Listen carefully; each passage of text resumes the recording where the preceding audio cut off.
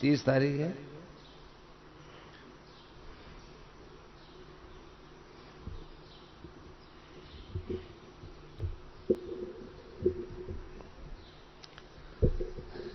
नारायणं नमस्कृत्य नरं चैव नरोत्तमं देवीं सरस्वतीं व्यासं ततो जयमुदीरये।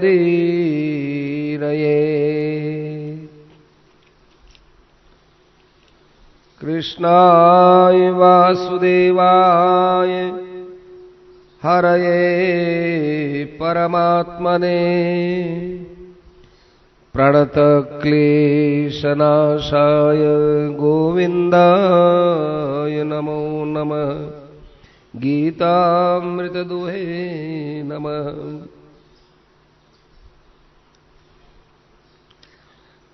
बकासुर को मार दिया।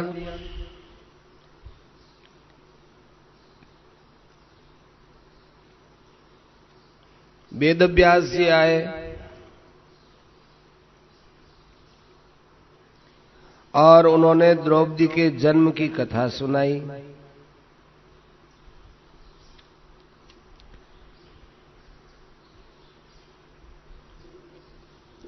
और पांचों पांडव वेदव्यास जी की आज्ञा से पांचाल देश के लिए प्रस्थान किए। धृष्टद्युम्न और द्रौपदी दोनों दिव्य थे, अग्नि से पैदा हुए थे। इन सब बातों को सुनने के बाद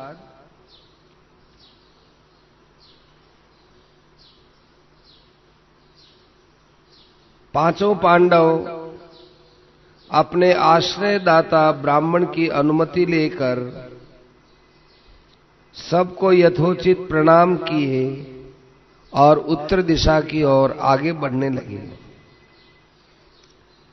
एक दिन रात्रि में यात्रा करने के बाद वे गंगा के तट पर सोमाश्रयायण तीर्थ पर पहुंचे। रात्रि के समय में सबसे आगे महारथी अर्जुन मशाल लिए हुए चल रहे थे। मशाल माने अग्नि। यूं एक अग्नि का बना करके उसमें आग लगा के प्रकाश हो जाए।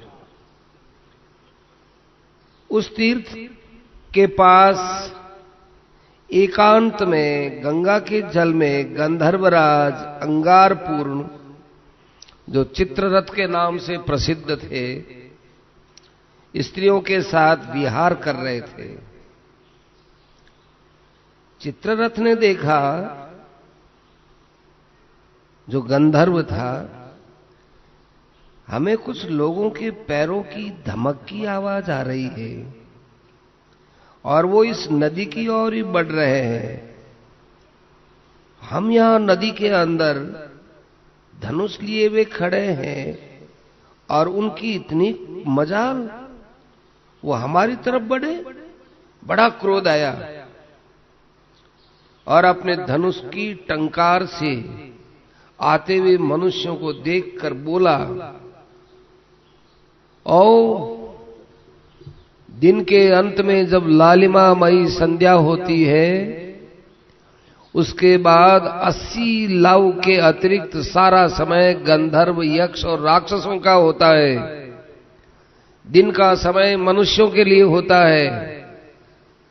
जो मनुष्य लोभवश हमारे इस गंधर्व समय में इधर आ रहे हैं, सावधान, हम और राक्षस उनको कैद कर लेंगे, क्योंकि अब रात्रि के समय में आप लोगों का जल में प्रवेश करना निषिद्ध है। खबरदार, मेरी आवाज सुनते हो तो वहीं ठहर जाओ। तुम लोगों को पता नहीं होगा, मैं गंधर्वराज अंगारपूर्ण चित्ररथ नाम का गंगा जल में विहार कर रहा हूं। मैं अपने बल के लिए प्रसिद्ध, कुबेर का प्रिय मित्र और पूरे पूरे आत्मसम्मान का पक्षपाती हूं। मेरे ही नाम से ये वन भी प्रसिद्ध है। मैं गंगा के तट पर चाहे कहीं भी मौज से विहार करता रहूं, मेरे काम में कोई दखल नहीं दे सकता। चाहे कोई राक्षस हो, चाहे देवता हो, चाहे रुद्रगण हो, चाहे मनुष्य हो, तुम जहां हो वहीं ठहर जाओ। भला चाहते हो तो वहीं से तुम वापस मुड़ जाओ। अर्जुन ने कहा, ओ मूर्ख, समुद्र, हिमालय की तराई और गंगा नदी के स्थान रात दिन अथवा संध्या के समय सभी के लिए सुरक्षित है। सभी इनका सेवन कर सकते हैं। भूखे, नंगे, अमीर, गरीब सभी के लिए रात दिन गंगा माई का द्वार खुला है। यहां आने के लिए कोई समय का नियम नहीं है। यदि तुम्हारी बात मान भी ले कि तुम्हारी बात ठीक है, तो भी हम शक्ति संपन्न हैं। बिना समय के भी तुम्हें हम पीस सकते हैं। कमजोर नपुंसक ही तुम्हारी पूजा करते हैं। देव नदी गंगा कल्याण जननी सबके लिए बेरोक टोक का स्थान है। तुमने जो इसमें रोक टोक बनाना चाहते हो, ये सनातन धर्म के विरुद्ध है। क्या तुम्हारी बंदर घुड़की से डरकर हम गंगाजल का स्पर्श नहीं करें? कभी नहीं हो सकता। अर्जुन की बात सुनकर चित्ररथ ने धनुष खींचकर जहरीले बाण छोड़ना प्रारंभ किया।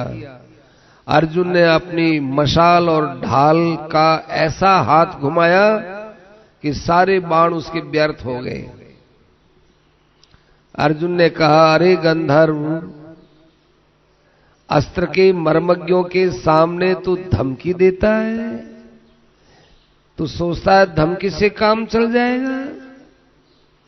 नहीं, मैं तो अभी तुझसे माया युद्ध किया ही नहीं हूं। मैं माया युद्ध भी करना जानता हूं, दिव्यास्त्र जानता हूं। मेरे पास वो आग्नेयास्त्र है जो बृहस्पति ने भरद्वाज को दिया था। भरद्वाज ने अग्निवेश्य को दिया, अग्निवेश्य ने मेरे गुरु द्रोणाचार्य को दिया और द्रोणाचार्य ने मुझे दिया। ले संभाल, अभी आग्नेयास्त्र छोड़ता हूं। छोड़ दिया। ज्यों ही वो जल गया, चित्ररथ का रथ और उसके आसपास का जल एकदम दग्ध हो गया, जल गया। वह अस्त्र के तेज से इतना चकरा गया कि रथ से कूदकर मुंह के बल लुढ़कने लगा और दौड़ करके अर्जुन ने उसके केश पकड़ लिए और उसको घसीट कर अपने भाइयों के पास लाए। गंधर्व पत्नी कुंभीनसी अपने पतिदेव की रक्षा के लिए युधिष्ठिर की शरण में आई। उसकी शरणागति और रक्षा प्रार्थना से द्रवित होकर युधिष्ठिर ने आज्ञा दी, अर्जुन, इस यशोहीन, पराक्रमहीन एवं स्त्री रक्षित गंधर्व को छोड़ दो। अर्जुन ने उसे छोड़ते हुए कहा, एक गंधर्व, शोक मत करो, जाओ, तुम्हारी स्त्री ने तुम्हारी जान मांगी है और हमने तुम्हारी जान छोड़ी है। हमारे महाराज युधिष्ठिर तुम्हें अभयदान देते हैं। गंधर्वराज ने कहा, अर्जुन, मैं हार गया, इसलिए मैं अंगार पर्ण नाम को छोड़ता हूं। ये बात मुझे बड़ी अच्छी हुई कि मुझे दिव्य अस्त्र का मर्मज्ञ मित्र आज अर्जुन मिला है। हे अर्जुन, मेरे पास गंधर्वों की माया सिखला देने का अनेक प्रकार का उपाय है। मैं तुम्हें गंधर्वों की माया देना चाहता हूं और तुम्हारे साथ मैत्री करके तुम्हारा बहुत बड़ा काम भी सिद्ध करना चाहता हूं। आज मुझे हराकर भी आपने जीवित छोड़ा। आप सारे कल्याण के भाजन हैं, माने आप कल्याण के पात्र हैं। मैं आपको वो विद्या देता हूं जिसका नाम चाक्षुषी है। इसे मनु ने सोम को दिया, सोम ने विश्वावसु को दिया, विश्वावसु ने मुझे दिया। इस विद्या का प्रभाव यह है कि इसके बल से जगत में कोई भी वस्तु, चाहे वह जितनी भी सूक्ष्म हो, आप अपने नेत्र के द्वारा प्रत्यक्ष देख सकते हैं। जो 6 महीने तक एक पैर से खड़ा रहे वह इसका अधिकारी होता है, परंतु मैं आपसे अनुनय करता हूं कि इसे आप बिना व्रत के ही स्वीकार कर लीजिए। इसी विद्या के कारण हम गंधर्व मनुष्यों से श्रेष्ठ माने जाते हैं। मैं आप सब भाइयों को गंधर्वों के दिव्य वेगशाली और दुबले होने पर भी कभी न थकने वाले 100 घोड़े देता हूं। वे चाहते ही आ जाते हैं, चाहते ही जहां चले जाते हैं। वे घोड़े चाहते ही अपना रंग बदल लेते हैं। अर्जुन, इन घोड़ों को स्वीकार करो, आपके लिए ये घोड़े बहुत काम आने वाले हैं। अर्जुन ने कहा, गंधर्वराज, मैंने मृत्यु से तुम्हें बचा दिया है। यदि तुम इसलिए मुझे कुछ देना चाहते हो तो मैं लेना पसंद नहीं करता। मैंने तुमको बचाया और इसके बदले में तुम दो, नहीं लेना चाहता। गंधर्व बोला, अर्जुन, जब सत्पुरुष इकट्ठे होते हैं तब इनका परस्पर प्रेम भाव बढ़ता है। मैं आपको प्रेम के कारण से भेंट करता हूं, आप भी मुझे आग्नेयास्त्र दे दीजिए।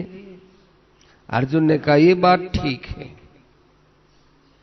हमारी मैत्री अनंत हो, तुम्हें किसी का भय हो तो बताओ, यह अर्जुन तुम्हारी रक्षा करेगा।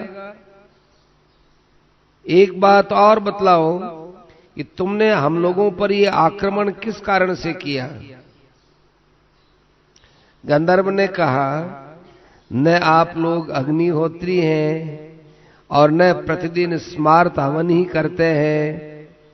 आपके साथ कोई ब्राह्मण भी नहीं है, इसी से मैंने आक्रमण किया है। आपका यशस्वी वंश सभी को मालूम है।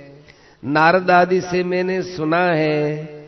स्वयं भी पृथ्वी की प्रदक्षिणा करते समय मैंने सब कुछ देखा है। मैं आपके पूरे वंश से परिचित हूं। आप ब्राह्मण वेश में हैं, लेकिन आप ब्राह्मण नहीं हैं। आप कुरुवंशी हैं। आप पांडु पुत्र हैं। आपके आचार्य द्रोण हैं और आपका दुर्भाव रखने वाला भाई दुर्योधन है। क्या मेरी जानकारी झूठी है?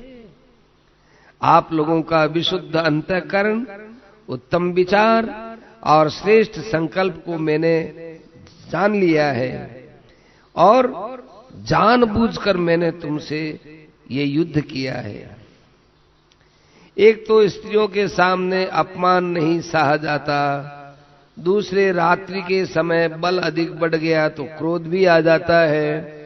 परंतु आप लोग श्रेष्ठ धर्म और ब्रह्मचर्य के सच्चे पुजारी हैं। आपके ब्रह्मचर्य के कारण ही मुझे हारना पड़ा। कोई ब्रह्मचर्यहीन क्षत्रिय रात्रि में मेरा सामना करता तो उसे मरना ही पड़ता। ब्रह्मचर्यहीन होने पर भी यदि आगे आगे ब्राह्मण चल रहे हो तो सारी जिम्मेदारी पुरोहित पर आती है। मनुष्य को चाहिए कि अभिलषित काम कल्याण की प्राप्ति के लिए जितेंद्रिय पुरुषों के पास रहे। अप्राप्त की प्राप्ति और प्राप्त की रक्षा गुणवान एवं सत्यनिष्ठ के पास रहने पर ही हो सकती है। बिना ब्राह्मण की सहायता के केवल अपने पराक्रम अथवा पुरुजन परिजन के द्वारा पृथ्वी पर विजय प्राप्त नहीं की जा सकती। इसलिए आप ये निश्चय कर लीजिए कि ब्राह्मणों को नेता बनाने पर ही चिरकाल तक पृथ्वी पर आप शासन कर सकेंगे।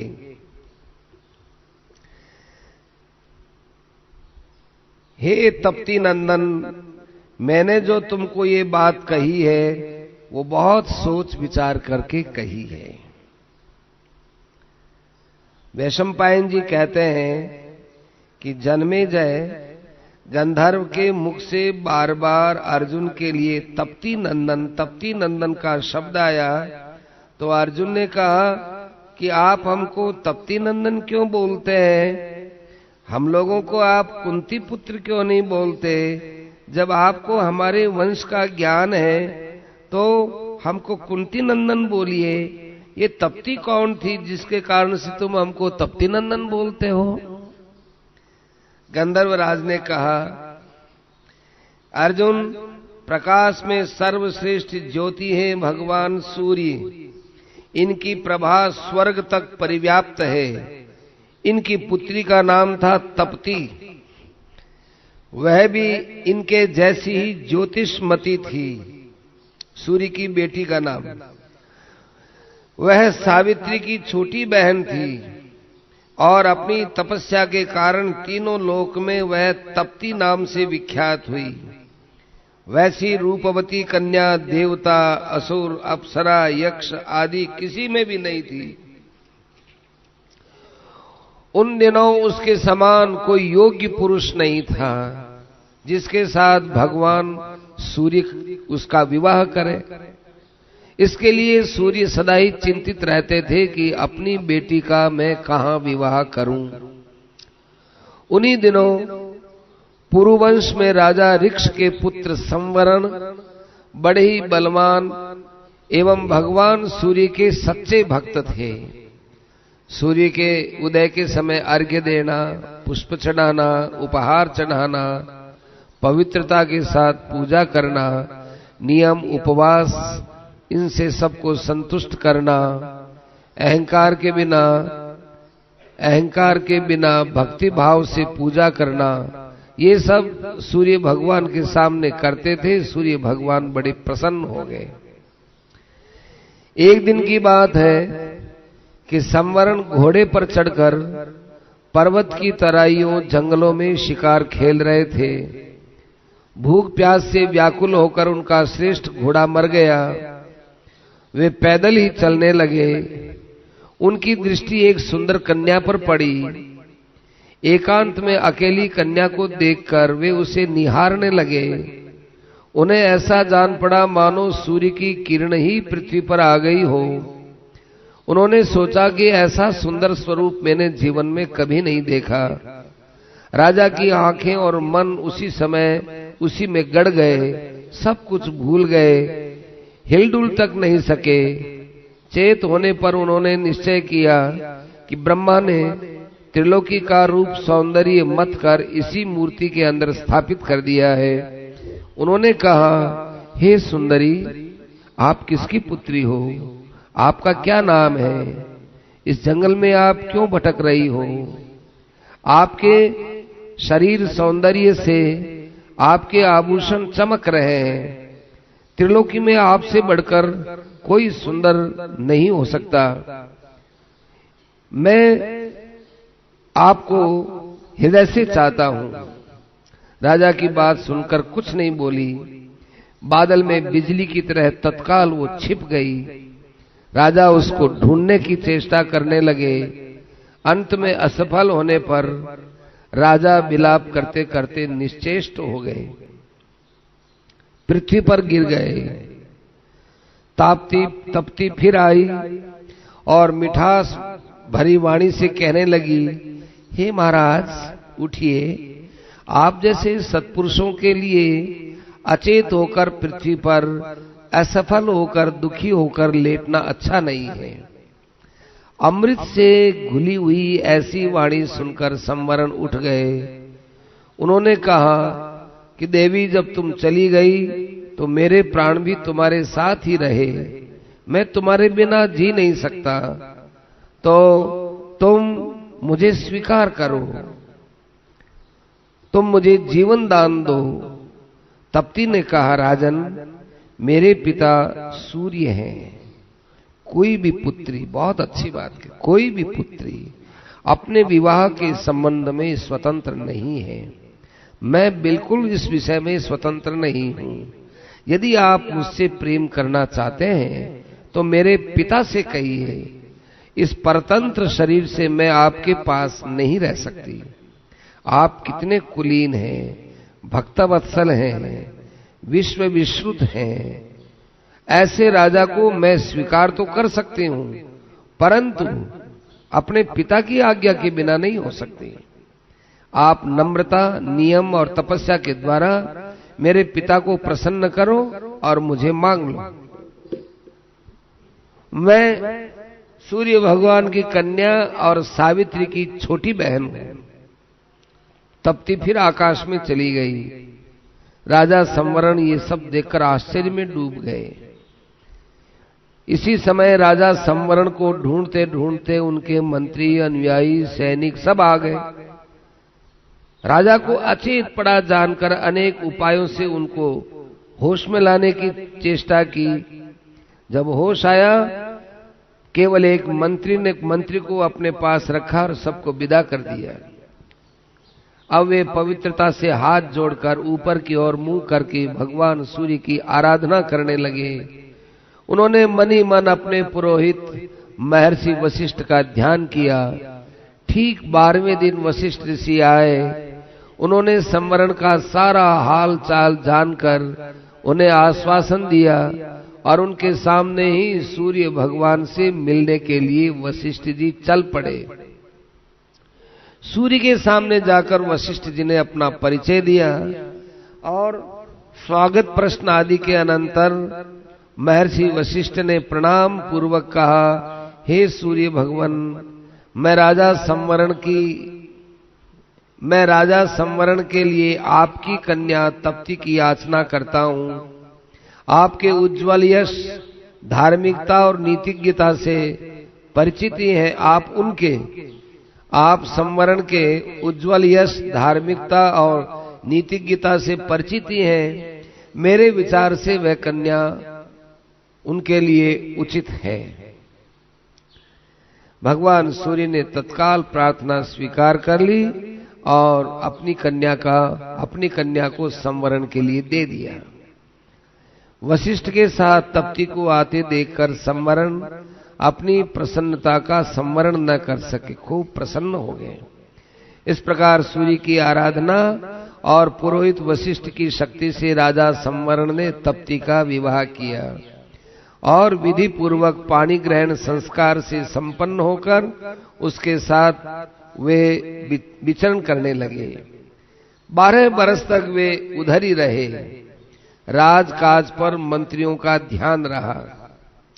इधर इंद्र ने उनके राज्य में वर्षा बंद कर दी।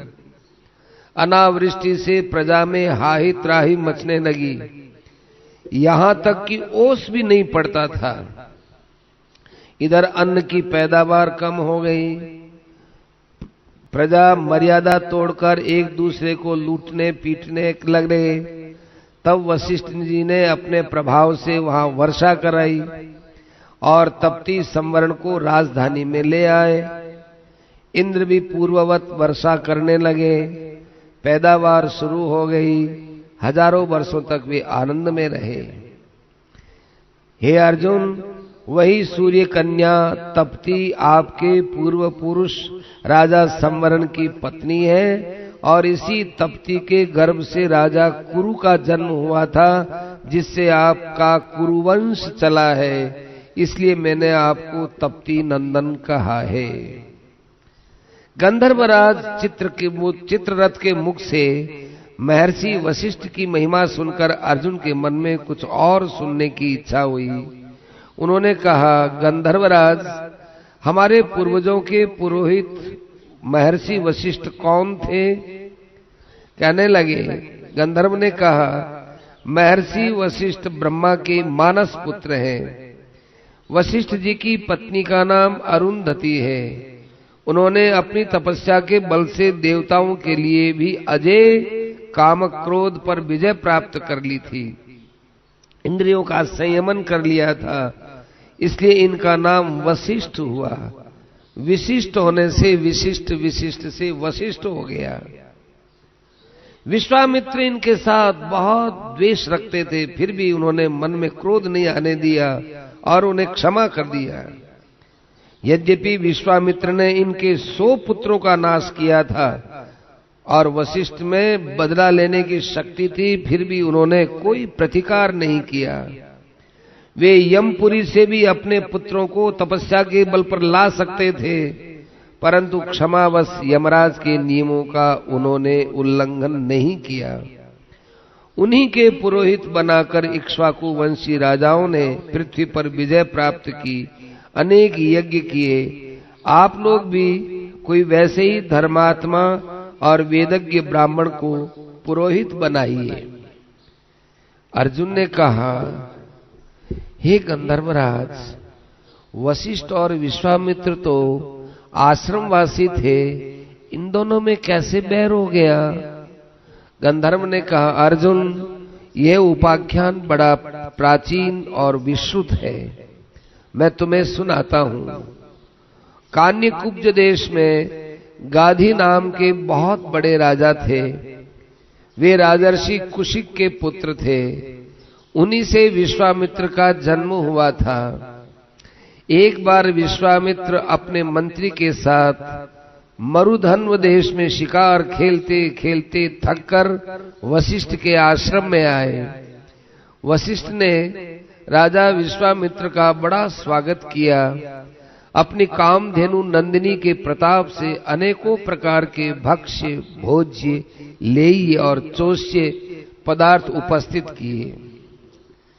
भक्ष्य होते हैं ये दांतों से खाने वाले, और दाढ़ों से खाने वाला होता है वो भोज्य होता है। लेह्य माने चाटने वाला होता है, चोषना माने चोष्य होता है, चूसने का। 4 प्रकार के पदार्थ दिए। विश्वामित्र बड़े प्रसन्न हो गए। उन्होंने महर्षि वशिष्ठ से कहा, हे ब्राह्मण, आप मुझसे एक अर्बुद गौवे या मेरा राज्य ले लीजिए, परंतु अपनी कामधेनु नंदिनी मुझे दे दीजिए। वशिष्ठ जी बोले, हे राजन, मैंने ये दुधार गाय देवता, अतिथि, पितर और यक्षों के लिए रख छोड़ी है। आपके राज्य के बदले में भी ये देने योग्य नहीं है। आप इसके बदले में कुछ भी देंगे तो भी मैं लेने के लिए तैयार नहीं हूं, क्योंकि कामधेनु तो कामधेनु है। इसके द्वारा मैं सबकी रक्षा करता हूं। विश्वामित्र बोले, हे ब्राह्मण, याद रखो मैं क्षत्रिय हूं। आप शांत महात्मा हैं, तपस्या में लगे रहते हैं, आप कामधेनु की रक्षा नहीं कर पाएंगे। आप एक अर्बुद गाय के बदले में भी इसे नहीं ले रहे हैं, तो मैं बलपूर्वक इसको ले जाऊंगा, कभी नहीं छोड़ूंगा, लेकर के ही रहूंगा। वशिष्ठ जी बोले, आप बलवान हैं, क्षत्रिय हैं, आपके पास शस्त्र है, आप तो चाहे जो कुछ कर सकते हो, फिर अब ले जाओ भाई, और तो मैं क्या करूं। जब विश्वामित्र जी बलपूर्वक कामधेनु नंदिनी को हकवा कर ले जाने लगे, तब वह डकारती डकारती वशिष्ठ के पास खड़ी हो गई। वशिष्ठ ने कहा, हे कल्याणी, तुम्हारा क्रंदन मैं सुन रहा हूं, मेरा मन भी तुम्हारे बिना रो रहा है, पर मैं विवश हूं, मैं ब्राह्मण हूं, मैं युद्ध तो कर नहीं सकता हूं। विश्वामित्र क्षत्रिय हैं और वे शस्त्र संपन्न हैं, मैं इनके साथ कैसे युद्ध कर सकता हूं। ये बलपूर्वक छीन करके ले जा रहे हैं, मैं क्षमाशील ब्राह्मण हूं, क्या करूं, लाचारी है। नंदिनी बोले, भगवान, ये सब मुझे चाबुक और डंडों से पीट रहे हैं, मैं अनाथ की तरह डकरा रही हूं, आप मेरी उपेक्षा क्यों कर रहे हैं। वशिष्ठ जी उसका करुण क्रंदन सुनकर के भी आंख बंद करके बैठ गए, पर धैर्य से विचलित नहीं हुए। वे बोले, हे नंदिनी, क्षत्रियों का बल है तेज और ब्राह्मणों का बल है क्षमा। मेरा प्रधान बल क्षमा मेरे पास है, तुम्हारी मौज हो तो जाओ। नंदिनी ने कहा, आपने तो मुझे नहीं छोड़ा है ना? यदि आपने मुझे नहीं छोड़ा है तो फिर मुझे विश्वामित्र का कोई डर नहीं है। वशिष्ठ जी बोले, नंदिनी, तुम्हारी जैसी गऊ को मैं कैसे छोड़ सकता हूं? तुम्हारी जैसी शक्ति हो तो तुम यहां रह सकती हो। तेरे बच्चे को ये लोग मजबूत रस्सी से बांध कर देख ले जा रहे हैं, मेरा इसमें कोई बस नहीं है। अब वशिष्ठ की बात सुनकर नंदिनी का सिर ऊपर उठ गया, आंखें लाल हो गईं और जब वज्र कर्कश ध्वनि करने लगी, उसकी भीषण मूर्ति देखकर सैनिक भाग गए। जब लोगों ने उसको फिर से लाने की चेष्टा की, वह ऊपर करके आंख निकाल करके सूर्य के समान चमकने लगी और उसके रोम रोम से मानो अंगारों की वर्षा हो रही हो।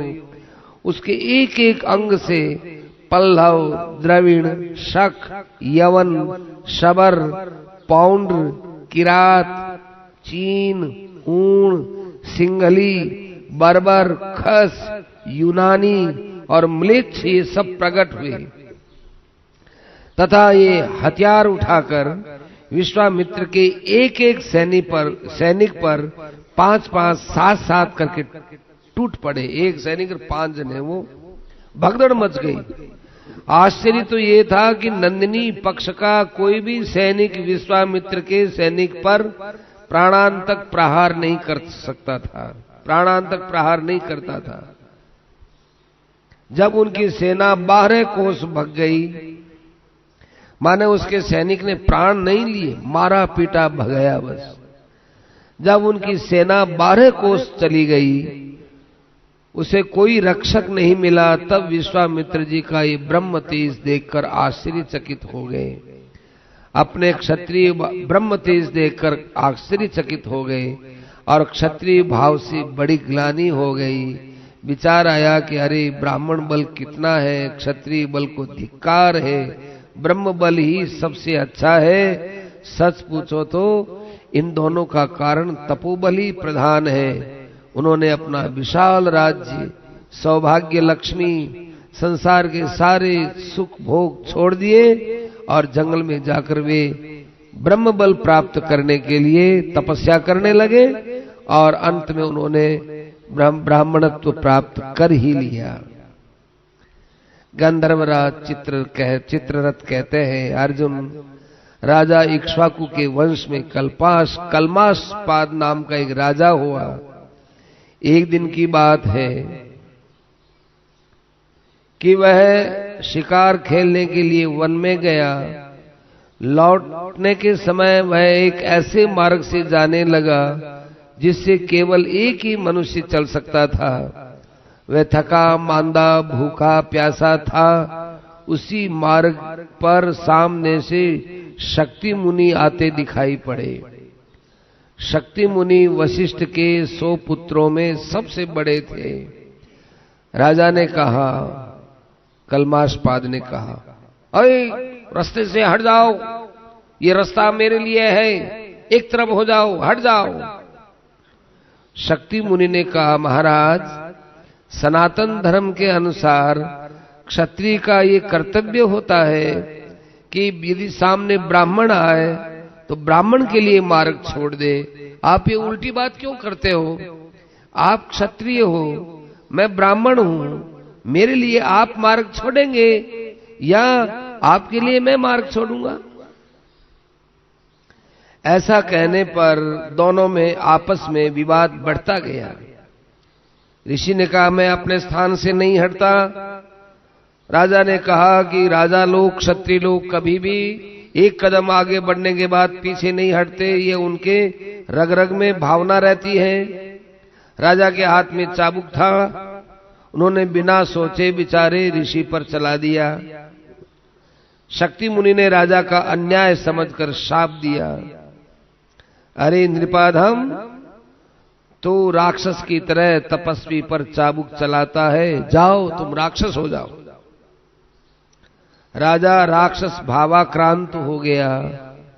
उसने कहा कि तुमने मुझे अयोग्य शाप दिया है, इसलिए लो मैं तुमसे अपना राक्षसपना आरंभ करता हूं। उन्होंने उसी समय शक्ति मुनि को वहां मार दिया और वो उसको खा गया। केवल शक्ति मुनि को ही नहीं, वशिष्ठ के जितने पुत्र थे सबको खा गया। शक्ति और वशिष्ठ के दूसरे पुत्रों का भक्षण करने के पश्चात कलमाश का राक्षसपना तो कारण था ही, वह इसके सिवा विश्वामित्र ने भी पहले द्वेष का स्मरण करके किंकर नाम के राक्षस को आज्ञा दी कि वह कलमाश पाद में प्रवेश कर जाए, जिस कारण वह ऐसे नीच कर्म में प्रवृत्त हुआ और वो नीच से नीच कर्म करता चला गया। वशिष्ठ जी को जब ये बात मालूम हुई, उन्होंने जाना कि इसमें विश्वामित्र की भी प्रेरणा है, तो उन्होंने अपने शोक और वेग को वैसे ही धारण कर लिया जैसे पर्वतराज सुमेरु पृथ्वी को धारण करते हैं। उन्होंने प्रतिकार की सामर्थ्य होने पर भी किसी प्रकार का बदला नहीं लिया। एक बार वशिष्ठ जी अपने आश्रम पर लौट रहे थे, उसी समय ऐसा जान पड़ा मानो उनके पीछे पीछे कोई षडंग वेदों का अध्ययन करता हुआ चल रहा है। वशिष्ठ जी ने पूछा, मेरे पीछे कौन चल रहा है? आवाज आई, मैं आपकी पुत्रवधू शक्ति पत्नी अदृश्यंती हूं। वशिष्ठ बोले, बेटी, मेरे पुत्र शक्ति के समान स्वर से सांग वेदों का अध्ययन कौन कर रहा है? मेरे पुत्र शक्ति के समान स्वर से सांग वेद का अध्ययन कौन कर रहा है? अदृश्यंती ने कहा, आपका पौत्र मेरे गर्भ में है, वो 12 वर्ष से वेदाध्ययन कर रहा है। यह सुनकर वशिष्ठ मुनि को बड़ी प्रसन्नता हुई। उन्होंने सोचा, अच्छी बात है, मेरी वंश परंपरा का उच्छेदन नहीं हुआ। यह सोचते हुए लौट ही रहे थे कि सामने कलमाशपाद आ गया। कलमाशपाद विश्वामित्र के द्वारा प्रेरित उग्र राक्षस से आविष्ट होकर वशिष्ठ मुनि को खाने के लिए दौड़ा। उस क्रूर कर्मा राक्षस को देखकर अदृश्यंती डर गई और कहने लगी, भगवान देखिए देखिए, ये हाथ में सूखा काष्ठ लिया भयंकर राक्षस दौड़ रहा है, आप इससे मेरी रक्षा कीजिए। वशिष्ठ ने कहा, डरो मत, ये राक्षस नहीं कलमाशपाद है। यह कहकर महर्षि वशिष्ठ ने हुंकार किया और उसको रोक दिया। उसके बाद उन्होंने जल को हाथ में लेकर मंत्र से अभिमंत्रित किया और कलमाशपाद के ऊपर डाला। वह तुरंत शाप से मुक्त हो गया और 12 वर्ष के बाद आज वह शाप से छूट गया, तेज बढ़ गया, होश आ गया। हाथ जोड़कर वशिष्ठ जी के चरणों में गिर गया, महाराज, मैं सुदास का पुत्र कलमाशपाद आपका यजमान हूं, बोलिए मैं आपकी क्या सेवा करूं? वशिष्ठ जी ने कहा, ये सब तो भैया समय समय की बात है, अब जाओ अपने राज्य की देखभाल करो, लेकिन इतना ध्यान रखना किसी ब्राह्मण का अपमान मत करना। राजा ने प्रतिज्ञा की, मैं आपकी आज्ञा का पालन करूंगा, कभी ब्राह्मणों का तिरस्कार नहीं करूंगा, ब्राह्मणों के साथ सदा सम्मान का व्यवहार करते हुए उनका प्रेम से आदर करूंगा। क्षमाशील महर्षि वशिष्ठ इसी पुत्रघाती राजा के साथ फिर अयोध्या आए और अपने कृपा प्रसाद से उसे पुत्रवान बनाया। इधर वशिष्ठ जी के आश्रम पर अदृश्यंती के गर्भ से पराशर का जन्म हुआ। स्वयं भगवान वशिष्ठ ने पराशर के जात कर्म आदि संस्कार करवाए। धर्मात्मा पराशर वशिष्ठ मुनि को ही अपना पिता मानते थे और पिताजी पिताजी कहकर पुकारा करते थे। एक दिन अदृश्यंती ने कहा कि बेटा, ये तुम्हारे पिता नहीं दादा है। इसी प्रसंग में पराशर जी को यह भी मालूम हुआ कि मेरे पिता को राक्षस ने खा डाला। यह सुनकर चित्त में बड़ा दुख हुआ और उन्होंने सब राजाओं पर विजय प्राप्त करने का निश्चय किया। महर्षि वशिष्ठ ने प्राचीन कथाएं कहकर समझाया कि बेटा, तुम्हारा कल्याण हो।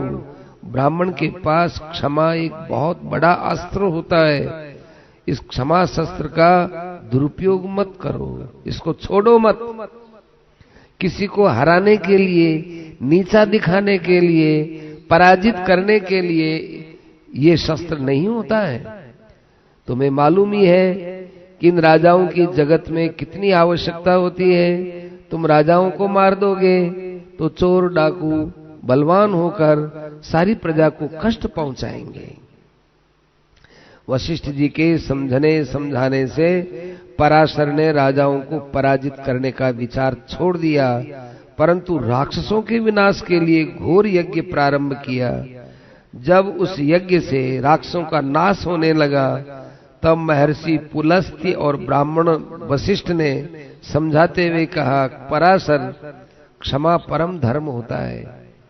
तुम्हारे सभी पूर्वज क्षमा की मूर्ति हैं। मनुष्य तो यूं ही किसी की मृत्यु का निमित्त बन जाता है। तुम ये भयंकर क्रोध क्यों करते हो? त्याग दो, ये अच्छा नहीं है, शोभा नहीं देता है। जैसे सर्वांग सुंदर शरीर पर कोढ़ का दाग अच्छा नहीं लगता, इसी प्रकार से तुम इतने पवित्र कुल में, ब्राह्मण कुल में जन्म लेकर क्रोध करते हो, अच्छा नहीं लगता है। ऋषियों की आज्ञा से पराशर ने क्षमा को स्वीकार किया और अपनी यज्ञाग्नि को हिमाचल में छोड़ दिया। वह आग अब भी राक्षस वृक्ष और पत्थरों को जलाती रहती है। वैशंपायन जी कहते हैं, गंधर्वराज के मुख से पुरोहित की महिमा और प्रसंगवश महर्षि वशिष्ठ की क्षमाशीलता सुनकर अर्जुन ने कहा, हे गंधर्वराज, तुम तो अब सब जानते ही हो। बतलाओ, अब हम लोग ऐसा कौन सा वेदज्ञ पुरोहित अपनावे जो हमारे साथ रहे। गंधर्व ने कहा, अर्जुन, इसी वन में उत्कोच तीर्थ में देवल के छोटे भाई धौम्य ऋषि तपस्या कर रहे हैं। आप लोगों की इच्छा हो तो आप उन्हें पुरोहित बना लीजिए। इसके बाद अर्जुन ने गंधर्वराज को विधि पूर्वक आग्नेय अस्त्र दिया और प्रसन्नता से कहा, हे गंधर्व रत्न, तुम जो घोड़ा देना चाहते हो वे अभी तुम्हारे पास रहे, समय आने पर हम उन्हें ले लेंगे। इस प्रकार आपस में एक दूसरे का सत्कार और गंधर्व तथा पांडव भगवती भागीरथी के रमणीय तट से अभीष्ट स्थान की ओर चल पड़े। पांडवों ने उत्कोच तीर्थ में धौम्य मुनि के आश्रम में जाकर उनसे पुरोहित बनने की प्रार्थना की।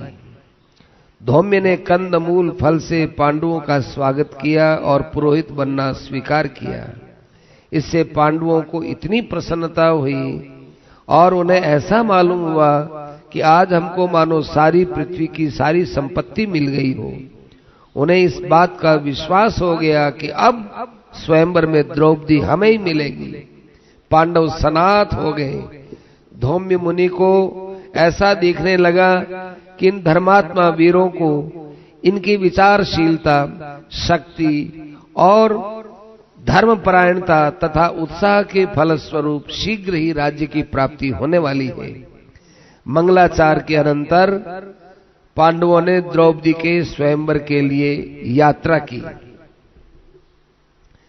वैशंपायन जी कहते हैं कि हे जन्मेजय, जब नररत्न पांडव अपनी माता के साथ राजा द्रुपद के श्रेष्ठ देश, उनकी पुत्री द्रौपदी और उसके स्वयंवर महोत्सव को देखने के लिए रवाना हुए, तब उन्हें मार्ग में एक साथ बहुत से ब्राह्मणों के दर्शन हुए।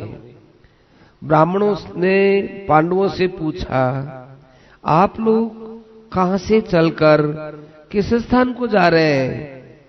युधिष्ठिर ने उत्तर दिया, हे पूजनीय ब्राह्मणों, हम सब भाई एक साथ ही रहते हैं और इस समय एक चक्रा नगरी से आ रहे हैं। ब्राह्मणों ने कहा, आप लोग आज पांचाल देश के राजा द्रुपद की राजधानी में चलिए, वहां स्वयंवर का एक बहुत बड़ा उत्सव होने वाला है, हम भी वहीं चल रहे हैं, आइए हम लोग आपके साथ चलते हैं। युधिष्ठिर ने उनकी बात स्वीकार कर ली। सब लोग एक साथ चलने लगे। कुछ दूर आगे चलने पर फिर महर्षि वेदव्यास जी प्रकट हुए।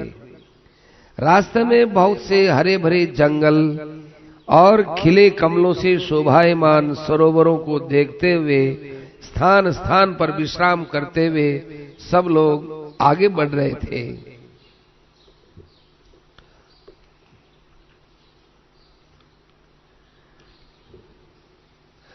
साथियों को पांडवों के पवित्र चरित्र, मधुर स्वभाव और मीठी वाणी, स्वाध्यायशीलता से बड़ी प्रसन्नता हो रही थी।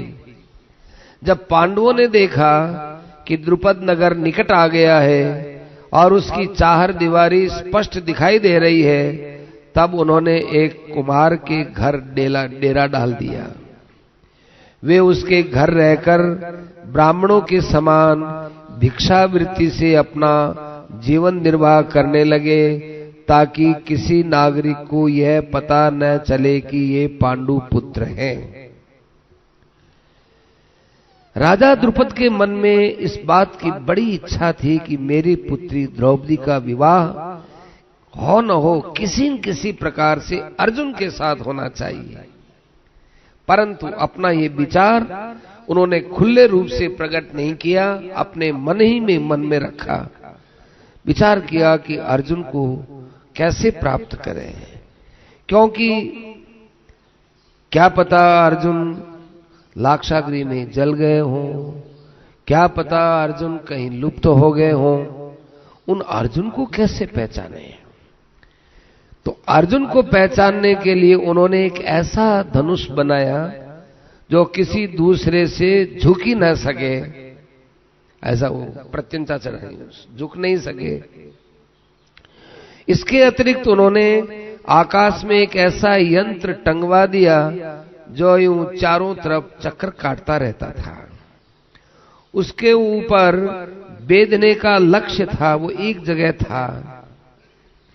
द्रुपद ने घोषणा कर दी, जो वीर रत्न इस धनुष पर डोरी चढ़ाकर, अपने धनुषों से नहीं, हमारे रखे हुए धनुष पर डोरी चढ़ाकर और यहीं रखे हुए इन बाणों से घूमने वाले यंत्र के छिद्र में से लक्ष्य भेद करेगा, वही मेरी पुत्री को प्राप्त कर सकेगा। स्वयंवर का मंडप नगर के ईशान कोण में एक समतल और सुंदर स्थान पर बनाया गया था। चारों ओर बड़े बड़े महल, प्रकोटे, खाइयां, फाटक बने हुए थे। चारों ओर बंधनवारें लटकी हुई थी।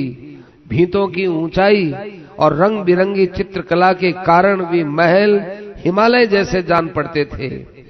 राजा द्रुपद के द्वारा आमंत्रित बड़े बड़े राजा राजकुमार उस स्वयंवर मंडप में आकर अपने लिए अपने बनाए हुए विमानों के समान मंचों पर आकर बैठ गए।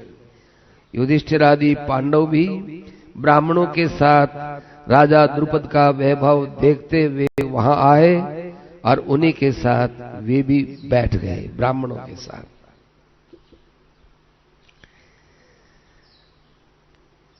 यह उत्सव का 16वां दिन था। द्रुपद कुमारी कृष्णा सुंदर वस्त्र आभूषणों से सज धज कर हाथ में सोने की वरमाला लिए मंद गति से रंग मंडप में सबका मन मोहित करती हुई प्रवेश करती है। धृष्टद्युम्न ने अपनी बहन द्रौपदी के पास खड़े होकर गंभीर, मधुर और प्रिय वाणी से कहा, स्वयंवर के उद्देश्य से समागत नरपतियों और राजकुमारों, आप लोग मेरी बात ध्यान देकर सुने। ये धनुष है, ये बाण है, और यह आप लोगों के सामने लक्ष्य है। आप लोग घूमते हुए यंत्र के छिद्र में से अधिक 5 बाण का प्रयोग कर सकते हैं। इसके द्वारा जो लक्ष्य वेदन कर सकते हैं। जो बलवान, रूपवान एवं कुलीन पुरुष ये महान कर्म करेगा, उसे मेरी प्यारी बहन द्रौपदी अर्धांगिनी बना लेगी। मेरी बात कभी झूठी नहीं हो सकती। यह उद्घोषणा करने के अनंतर धृष्टद्युम्न ने द्रौपदी की ओर देखकर कहा, बहन देखो, धृतराष्ट्र की बलवान पुत्र दुर्योधन दुर्विषह, दुर्मुख, दुष्प्रदर्शन, विवंशति, विकर्ण, दुशासन, युयुत्सु आदि वीरवर कर्ण के साथ लेकर तुम्हारे लिए यहां आए हुए हैं। बड़े बड़े यशस्वी कुलपति, नरपति, जिनमें शकुनी है, वृषक है, बृहद बल है, यह भी तुम्हारे स्वयंवर में तुम्हें पाने के लिए आए हुए हैं। बहन द्रौपदी, अश्वत्थामा, भोज, मणिमान, सहदेव, जयसेन, राजा विराट, सुशर्मा, चेकितान, पौंड्रक, वासुदेव, भगदत्त, शल्य, शिशुपाल, जरासंध और बहुत से सुप्रसिद्ध राजा महाराजा यहाँ उपस्थित हैं। इन पराक्रमी राजाओं में से जो इस लक्ष्य को वेद दे, उसके गले में तुम्हें यह वरमाला डालनी होगी। जिस समय धृष्टद्युम्न इस प्रकार का परिचय दे रहा था, उसी समय रुद्र, आदित्य, वसु, अश्विनी कुमार, साध्य, मरुदगण, यमराज और कुबेर आदि देवता भी विमानों द्वारा आकाश में आकर स्थित हो गए और इस दिव्य स्वयंवर के देखने की प्रतीक्षा करने लगे। दैत्य, गरुड़, नाग, देवर्षि, मुख्य गंधर्व भी वहां उपस्थित हो गए। वसुदेव नंदन बलराम जी, भगवान श्री कृष्ण, प्रधान यदुवंशी और अन्य भी बहुत से महानुभाव स्वयंवर महोत्सव को देखने के लिए वहां प्रवेश किए। धृष्टद्युम्न का वक्तव्य सुनकर दुर्योधन, शल्य आदि राजा और महाराजाओं ने अपने बल, शिक्षा, गुण और क्रम के अनुसार धनुष को झुकाकर डोरी चढ़ाने की बहुत चेष्टा की, परंतु उन्हें ऐसा झटका लगा कि वे धमाक धरती पर गिरते चले गए। वो बेहोशी के कारण उनका उत्साह तो टूट ही गया, उनका मुकुट और उनके हार भी गिर गए, दम फूल गया। द्रौपदी की पाने की आशा छोड़कर वे नीचा मुख किए हुए, अपमानित सा होते हुए अपने स्थान पर जाकर बैठ गए। दुर्योधन आदि को निराश और उदास देखकर धनुर्धर शिरोमणि कर्ण उठा। सब राजाओं की दृष्टि कर्ण पर गई। वह अपनी मंद चाल से धनुष के पास पहुंचा। धनुष के पास जाकर झट उसे उठाया और देखते ही देखते उसने डोरी भी चढ़ा दी। वह एक बाण लेकर उसका लक्ष्य भेदन करने ही वाला था कि द्रौपदी जोर से चिल्ला उठी, मैं इस सूत पुत्र को नहीं वरूंगी। कर्ण ने यह सुनकर ईर्ष्या भरी हंसी के साथ सूर्य की ओर देखा और फड़कते हुए धनुष को नीचे रख दिया। सूर्य की ओर देखने का मतलब सूर्य को याद किया था कुंती ने। सूर्य की ओर देखा, धनुष रख दिया। जब इस प्रकार बहुत से लोग निराश हो गए, तब शिशुपाल धनुष चढ़ाने के लिए आया। वह धनुष उठाने के समय घुटनों के बल पर ऐसे नीचे गिरा कि कई देर तक उसको होश ही नहीं आया है, पड़ गया है। जरासंध की ये दशा हुई। वे जरासंध उसी समय अपमानित होकर अपनी राजधानी के लिए लौट गए। कौन यहां बैठा रहे? मद्र देश के राजा शल्य की भी यही दशा हुई जो शिशुपाल की हुई थी। सब बड़े बड़े प्रभावशील राजा लक्ष्य वेद न कर सके, सारा समाज सहम गया। लक्ष्य वेद की बातचीत तक बंद हो गई। उसी समय अर्जुन के चित्त में संकल्प उठा कि अब मैं चलकर लक्ष्य भेद करूं। वैशंपायन जी कहते हैं, जन्मेजय ब्राह्मणों के समाज में अर्जुन खड़े हो गए। परम सुंदर, परम वीर अर्जुन को धनुष चढ़ाने के लिए तैयार देखकर ब्राह्मण लोग चकित रह गए। कोई सोचने लगा, कहीं ये हमारी हंसी तो नहीं करा देगा? कई राजा लोग इसी के कारण ब्राह्मणों से द्वेष तो नहीं करेंगे? कोई कहने लगे, अरे ये उत्साही वीर है, क्या पता इसका मनोरथ भी पूर्ण हो। यारे ये देखो कैसे सिंह के समान कितनी आशा के साथ चल रहा है। इसकी गति में हाथी जैसी लुढ़कन है, हाथी जैसी लुढ़कन है। ये सब कुछ कर सकता है। देखो ना, इसके मुखमंडल का तेज कितना उत्साह बता रहा है। इसके अंदर की शक्ति इसके मुख पर चमक रही है। यदि इस जैसे व्यक्ति में हिम्मत नहीं होगी तो किस में होगी? तपस्वी और दृढ़ निश्चयी ब्राह्मण के लिए कोई चीज असाध्य नहीं है। ब्राह्मण अपनी शक्ति से छोटे बड़े सभी प्रकार के काम कर सकते हैं।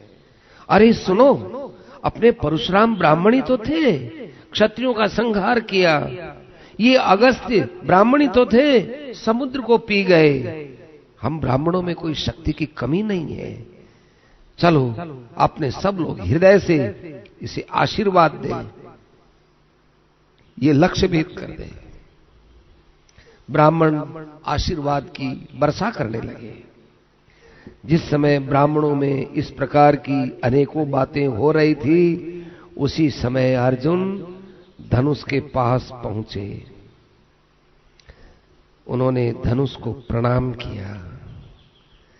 उन्होंने धनुष की परिक्रमा की। उन्होंने भगवान शंकर को प्रणाम किया। और जब वे अपने मंच पर, अपने स्थान पर बैठे हुए थे, तो उस समय उनका ध्यान कृष्ण की ओर गया। कृष्ण को देख रहे थे। कृष्ण बलराम को अर्जुन का परिचय दे रहे थे। और अर्जुन की दृष्टि उस समय कृष्ण पर ऐसी अटकी कि वो बार बार कृष्ण को देख रहे थे। अब उन्होंने धनुष हाथ में लिया और कृष्ण की ओर सिर झुकाकर प्रणाम किया। धनुष उठा लिया। जिस धनुष को बड़े बड़े वीर उठा नहीं सके, रौंदा नहीं चढ़ा सके, उसी धनुष को अर्जुन ने खेल ही खेल में बिना परिश्रम के उठा लिया और बात ही बात में डोरी चढ़ा दी। सब लोगों की आंखें अर्जुन पर ठीक ठीक जम गई थी। अब अर्जुन ने उन 5 बाणों में से एक बाण उठाया और उस बाण का लक्ष्य वेधन के लिए धनुष के ऊपर डोरी को खींचा। अर्जुन ने ऐसा निशाना साधा कि जो ही बाण छूटा, त्यों ही वो चलने वाला यंत्र एकदम उस बाण से वेदित होकर जमीन पर गिर पड़ा और चारों ओर कोलाहल होने लगा। अर्जुन के सिर पर दिव्य पुष्पों की वर्षा होने लगी। ब्राह्मण लोग बैठे बैठे अपने दुपट्टे हिलाने लगे। अर्जुन को देखकर द्रुपद की प्रसन्नता की सीमा नहीं रही। उन्होंने मन ही मन में निश्चय कर लिया कि अवसर पड़ने पर मैं अपनी संपूर्ण सेना के साथ इस वीर की कभी रक्षा करूंगा। जब युधिष्ठिर ने देखा कि अर्जुन ने अपना काम पूरा कर लिया है, तब वे झट नकुल और सहदेव को वहां से अपने निवास स्थान पर ले आए। द्रौपदी हाथ में वरमाला लेकर प्रसन्नता के साथ अर्जुन के पास आई और उसे गले में डाल दिया।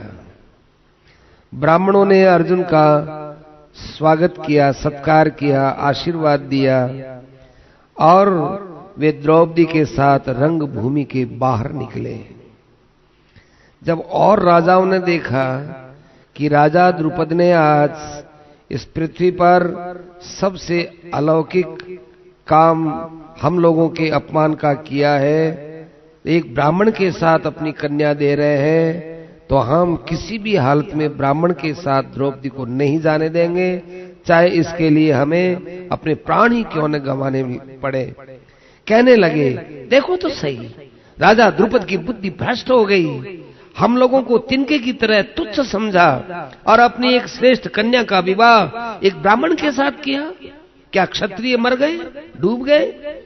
हम लोगों को बुलाकर ऐसा तिरस्कार यदि करना था तो ऐसा ही तिरस्कार करना, हमको क्यों बुलाया? ये हम कभी सहन नहीं करेंगे। ये हमें कुछ नहीं समझता है, हमारी कोई परवाह नहीं करता है। द्रुपद को मार डालना चाहिए। इस राजद्वेषी दुरात्मा को छोड़ने का कोई कारण नहीं है। आज द्रुपद हुआ है, कल ने और कोई ऐसा ही करेगा। क्या हम लोगों में से एक भी ऐसा नहीं है जो यह अपनी पुत्री के योग्य समझे? यदि क्षत्रियों में कोई लक्ष्य वेदन नहीं कर सका तो उसको अपनी शर्त वापस लेनी चाहिए थी या स्वयंवर में दूसरी शर्त रखनी चाहिए थी, लेकिन ब्राह्मण को अपनी कन्या देने का इसको कोई अधिकार नहीं था। यदि ये कन्या हम लोगों का वर्ण नहीं करती है तो हम इसको आग में जला डालेंगे। ब्राह्मण कुमार ने कोई चंचलतावश लक्ष्य वेदन कर लिया तो क्या हो गया? इस ब्राह्मण ने भी तो हमारा प्रिय काम किया है। ब्राह्मण को उठ करके खड़ा नहीं होना चाहिए था। ब्राह्मण को सोचना चाहिए था कि मैं ब्राह्मण हूं, क्षत्रिय की कन्या कैसे स्वीकार कर सकता हूं। ये दोनों ही अपराधी हैं। राजाओं ने ऐसा निश्चय करके अपने अपने अस्त्र उठा लिए और द्रुपद को मार डालने के लिए दौड़े। राजाओं को एक साथ क्रोधित देखकर द्रुपद जी डर गए। दौड़े दौड़े ब्राह्मणों के झुंड में आकर कहने लगे, ब्राह्मणों बचाओ बचाओ बचाओ, नहीं तो मार डालेंगे। ब्राह्मणों ने एक स्वर से मृगचर्म और कमंडलू हिलाते हुए कहा, डरो मत, हम तुम्हारे शत्रुओं के साथ लड़ेंगे।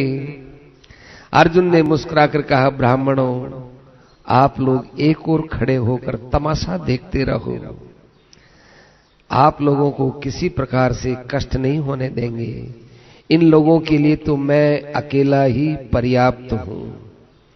अर्जुन धनुष चढ़ाकर भीमसेन के साथ पर्वत के समान अविचल भाव से खड़े हो गए और मदोन्मत्त कर्ण आदि वीरों को सामने देख वे उनके ऊपर बाणों की वर्षा करने लगे। सभी उपस्थित वीर युद्ध में ब्राह्मणों को मारना अधर्म नहीं है ऐसा मानकर उन पर आक्रमण करने लगे और इसी आक्रमण में अर्जुन और कर्ण का आमना सामना हो गया। अर्जुन ने ऐसे बाण खींच खींच कर मारे कि कर्ण युद्ध भूमि में अचेत सा हो गया। दोनों बड़ी वीरता के साथ एक दूसरे को जीतने की इच्छा से अपने अपने हाथों की सफाई दिखाने लगे। कर्ण ने कहा, अरे ब्राह्मण होने पर भी आपके पास बड़ी शस्त्रों की सफाई है। मैं आपकी इस युद्ध कुशलता को देखकर बड़ा प्रसन्न हुआ हूं, मेरे कोई प्रसन्नता की सीमा नहीं है। अजी आपके मुख पर कोई विषाद का चिन्ह भी नहीं है और बड़ी फुर्ती से बाण चलाते हैं। आप वेदाध्ययन किए हैं या धनुर्वेद किए हैं? आप कोई परशुराम जी तो नहीं है जो वेश बदल करके यहाँ द्रौपदी की सुंदरता पर मुग्ध होकर आए हो? मुझे तो ऐसा जान पड़ता है कि आप साक्षात भगवान विष्णु हैं। नहीं, आप इंद्र भी हो सकते हैं, क्योंकि ऐसे युद्ध के अंदर उन्हीं को ही सफलता मिला करती है। मेरा निश्चय है, यदि मैं क्रोध भर कर युद्ध करूं तो देवराज इंद्र और पांडु नंदन अर्जुन के सिवा मेरा सामना कोई नहीं कर सकता है। अर्जुन ने कहा, कर्ण, मैं साक्षात धनुर्वेद या परशुराम नहीं हूं, मैं समस्त शस्त्रों का रहस्यज्ञ एक श्रेष्ठ ब्राह्मण योद्धा हूं।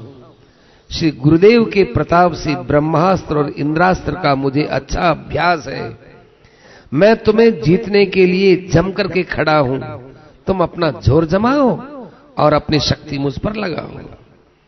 महारथी कर्ण ब्रह्मास्त्र विशारद प्रतिद्वंदी को अजय समझकर युद्ध से हट गए और कहने लगे, हे ब्राह्मण, क्षत्रिय इस ललकार से भी ब्राह्मण के साथ युद्ध नहीं कर सकते।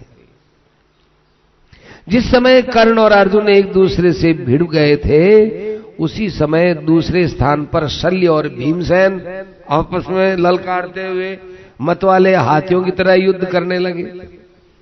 आगे खींचना, पीछे खींचना, एक दूसरे को उठा करके पटकने का प्रयत्न करना, एक दूसरे के दाव को बचा लेना और घूंसे और लातों की चोट मारना, ये इन दोनों का काम चल रहा था। पत्थरों के टकराने की तरह दोनों का शरीर चट चट चट चट बोल रहा था। 2 घड़ी तक लड़ भिड़ कर भीमसेन ने शल्य को उठाकर घुमाकर और जो है बड़े वेग के साथ पृथ्वी पर पटक दिया। सभी ब्राह्मण हंसने लगे, अरे तुम तो हमारे ब्राह्मणों का गौरव बढ़ा रहे हो। एक तरफ लक्ष्य वेदन हो रहा है, एक तरफ ये हमारा ब्राह्मण एक शल्य को किस प्रकार से उठा के पटक रहा है, ये तो हमारे गौरव को बढ़ा रहा है।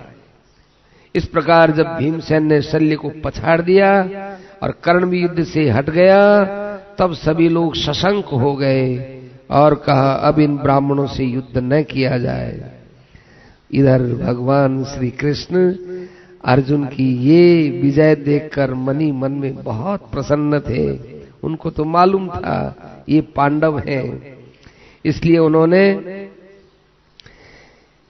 सब राजाओं को बड़ी नम्रता के साथ समझाया कि देखो, आप लोग, इस व्यक्ति ने धर्म के अनुसार द्रौपदी को प्राप्त किया है, इसलिए मैं वसुदेव नंदन कृष्ण आप सबसे प्रार्थना करता हूं, आपको इसके साथ युद्ध नहीं करना चाहिए, क्योंकि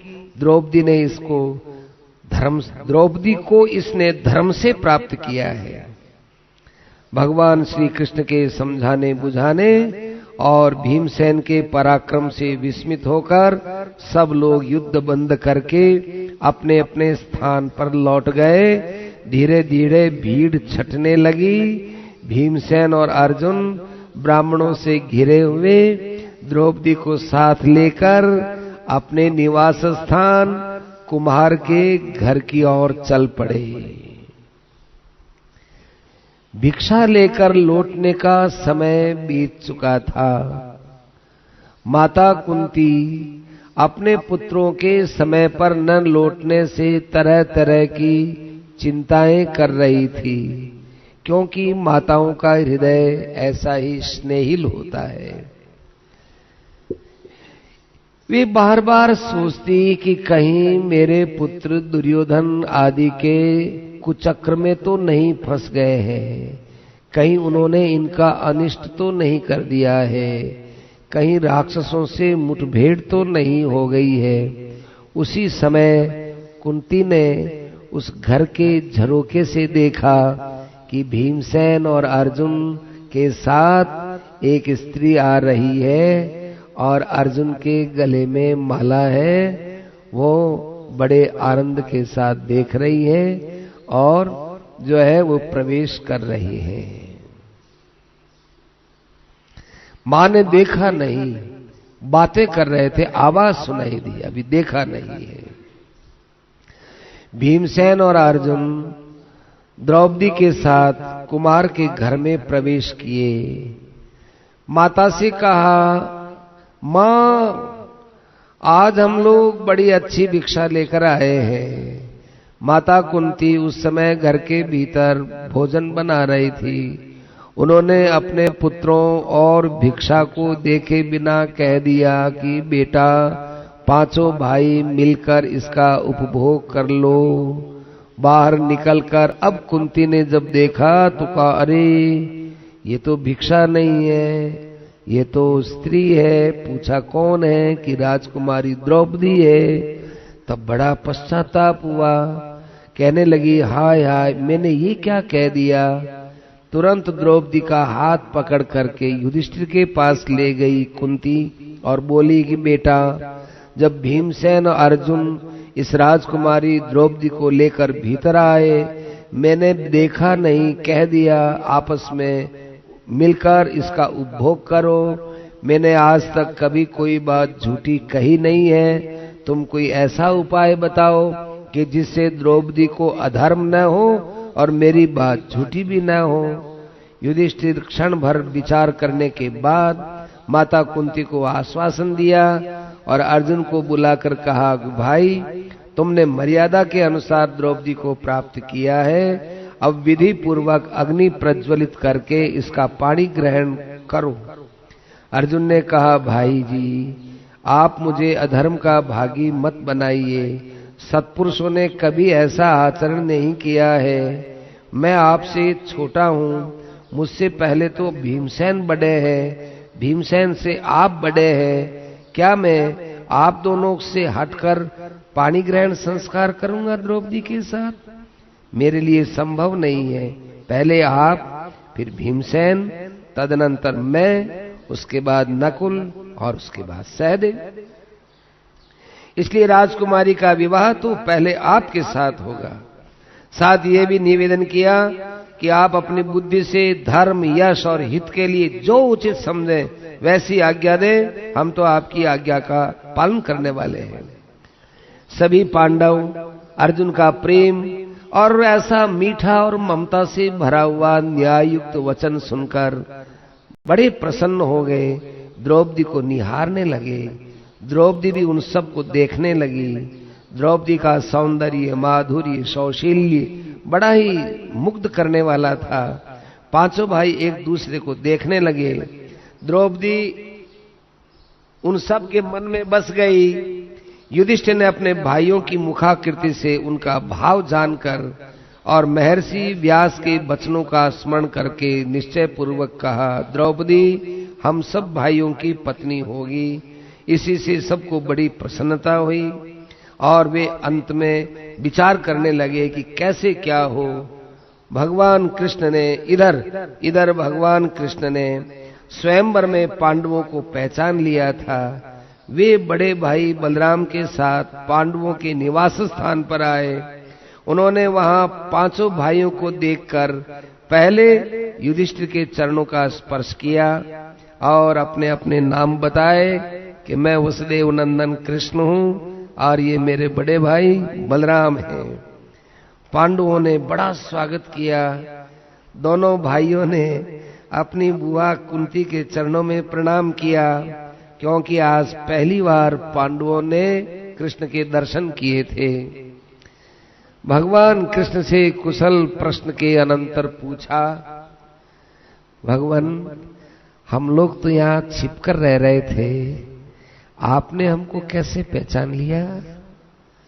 भगवान कृष्ण ने हंसते हुए कहा, हे युधिष्ठिर जी, क्या लोग छिपी हुई आग को नहीं ढूंढ लेते हैं? दूध में छिपा हुआ घी रहता है, उसको नहीं प्राप्त कर लेते हैं? आज भीमसेन और अर्जुन ने जिस पराक्रम का परिचय दिया है वह पांडवों के अतिरिक्त और कौन कर सकता है? ये बड़ा सौभाग्य है, आनंद की बात है कि दुर्योधन और उसके मंत्री पुरोचन की अभिलाषा पूरी नहीं हुई। आप लोग लाक्षा भवन की आग से बच निकले। आपके संकल्प सदा पूर्ण हो, आपका निश्चय सार्थक हो। अब हम लोग यहाँ अधिक देर तक रहेंगे तो लोगों को पता चल जाएगा, इसलिए हम लोगों को अपने डेरे पर जाने की अनुमति दीजिए। युधिष्ठिर की अनुमति से भगवान श्री कृष्ण और बलदेव उसी समय लौट गए। जिस समय भीमसेन और अर्जुन द्रौपदी के साथ लेकर कुम्हार के घर जा रहे थे, उस समय राजकुमार धृष्टद्युम्न छिपकर इनके पीछे पीछे चलने लगा कि ये ब्राह्मण कौन है। उसने सब और अपने गुप्तचरों को नियुक्त कर दिया और स्वयं सजग होकर धीरे धीरे दूर से देखता देखता भीमसेन और अर्जुन तथा द्रौपदी के